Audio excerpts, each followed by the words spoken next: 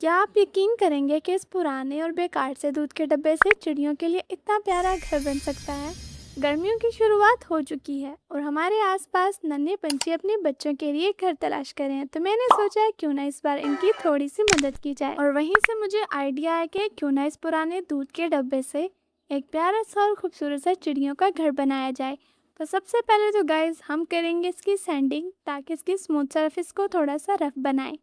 यहाँ पर गाइस मैंने दूध का खाली डिब्बा इसलिए यूज़ किया कि मुझे लगता है कि आप लोग इस वाले डीआईवाई को इजीली रिक्रिएट कर पाओगे, क्योंकि दूध के ये वाले खाली डब्बे तो आई थिंक सो सबके घर में होते हैं। तो यहाँ पर गाइस हमारी चिड़ियों के लिए गेट बनाने के लिए, मतलब उनका एंट्री पॉइंट बनाने के लिए, मैंने इसके कैप के अंदर कर लिया था एक होल, और उसके बाद इस कैप को हम बहुत ही अच्छे तरीके से इस बॉक्स के ऊपर चिपका देंगे। और अब बारी थी घर का गेट बनाने के बाद इस घर की छत बनाने की। तो यहाँ पर छत बनाने के लिए गाइस मैंने लिया है एक कॉपी का rough cover, I think so ये भी आपके पास इजीली होगा। और अब बारी है इस घर के दरो दीवार बनाने की। तो यहाँ पर गाइस मैंने बनाया एक टेक्सचर पेस्ट, जिसमें मैंने फेविकोल, वॉल पुट्टी और पानी को आपस में मिक्स कर दिया था। ये स्मूथ सा टेक्सचर पेस्ट बनाने के बाद गाइस इसे मैं अच्छे तरीके से इस पूरे बॉक्स पर अप्लाई कर दूंगी। तो यहाँ पर गाइस ये पेस्ट लगाने का एक तो ये मकसद है कि ये घर गर्मियों में ज़्यादा गर्म ना हो और ठंडा रहे, और दूसरा ये कि मैं इस घर को ब्रिक जैसा टेक्सचर देना चाहती थी, तो बस इसीलिए इस पेस्ट को मैंने इसके ऊपर अप्लाई किया था। गाइस जब ये घर आधा सूख जाएगा तो हम इसके ऊपर ब्रिक जैसा टेक्सचर देंगे, और उसके बाद हम इसे फुली ड्राई होने के लिए छोड़ देंगे, और फिर हम इसकी करेंगे सैंडिंग, ताकि ये बहुत ही अच्छे तरीके से स्मूथ हो जाए। और सैंडिंग करने के बाद मैंने इसको डी डस्ट कर दिया, मतलब जितना भी सैंडिंग के बाद इसके ऊपर पाउडर था उसको रिमूव किया। और अब आ रही थी गाइस इसके ऊपर बेस कलर लगाने की। तो यहाँ पर गाइस हमारे घर में पड़ी हुई थी ये डिस्टेम्पर। अगर मैं सच बताऊँ गाइस तो ये डिस्टेम्पर कलर ही है जिसको देखते हुए मैंने बाकी जो इसके ऊपर कलर करने हैं उनको डिसाइड किया है, ताकि मेरे वो वाले कलर ज़्यादा यूज़ भी ना हो। इसके बाद गाइस मुझे चाहिए थी ये मैच स्टिक्स। तो इन मैच स्टिक्स से हम बनाएंगे चिड़िया के घर की प्यारी से विंडो, ताकि ये घर और भी ज़्यादा प्यारा लगे और हम इसकी विंडो में कुछ फ्लावर्स भी रख सकें।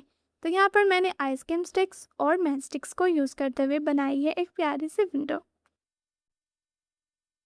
इसकी विंडो और बेस बनाने के बाद गाइस अब बारी है इस घर को कलरफुल बनाने की। तो यहाँ पर गाइस मैं पिंक, ब्लू, ग्रीन और येलो कलर यूज़ करूँगी। तो यहाँ पर जो मैंने ये पिंक सा कलर यूज़ किया, इसे मैंने रेड, येलो और वाइट को मिक्स करके बनाया है। इसी तरह बाकी शेड्स को भी मैं लाइटर टोन में यूज़ करूँगी। अगर मैं आप लोगों को सच बताऊँ गाइस, तो पहले मैंने अपने आप को एक चैलेंज दिया था कि मैं इस बर्ड हाउस को बनाऊँगी जो गर्मियों में मैंगो की पेटियाँ आती हैं उसकी लकड़ी से। लेकिन फिर मुझे लगा कि ये बहुत ज़्यादा मुश्किल हो जाएगा, तो इसलिए मैंने इसे बनाया इस मिल्क बॉक्स से। लेकिन अगर आप लोगों को लगता है कि मुझे इसे बनाना चाहिए था मैंगो की पेटी से, तो मुझे कमेंट सेक्शन में ज़रूर बताना। मैं उसे ज़रूर मैंगो की पेटी से बनाने का ट्राई करूँगी। गाइस आप लोगों को वॉइस ओवर में चिड़िया की कॉन्टिन्यूसली आवाज़ आ रही होगी, तो ये मैंने कोई साउंड इफ़ेक्ट नहीं लगाया है, बल्कि हमारे घर में इस बर्ड हाउस में जो चिड़िया रहती है ये उनकी आवाज़ है। बस वो और उनके बच्चे पूरा दिन बोलते ही रहते हैं और चुप ही नहीं होते। तो प्लीज़ इस वॉइस को इग्नोर करना अगर आप लोगों को ये इरिटेट करिए। अदरवाइज़ अगर आप इसको एज ए साउंड इफ़ेक्ट लेते हो तो आप इसे इंजॉय भी कर सकते हो।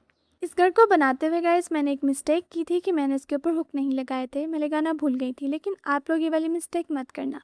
तो यहाँ पर गाइस जो की चेन में हुक्स आते हैं मैंने उनको यूज़ किया, और क्ले की हेल्प से यहाँ पर मैंने उनको चिपका दिया है, ताकि हम इनकी हेल्प से इस बर्ड हाउस को हैंग कर सकें। अगर गाइस आपको मेरा ये बर्ड हाउस अच्छा लगा हो तो वीडियो को लाइक करना, चैनल को सब्सक्राइब करना, और इस तरह की इंटरेस्टिंग वीडियोस के लिए आप एंड स्क्रीन पर टच कर सकते हो। आई होप आप लोगों को वो भी बहुत पसंद आएंगी।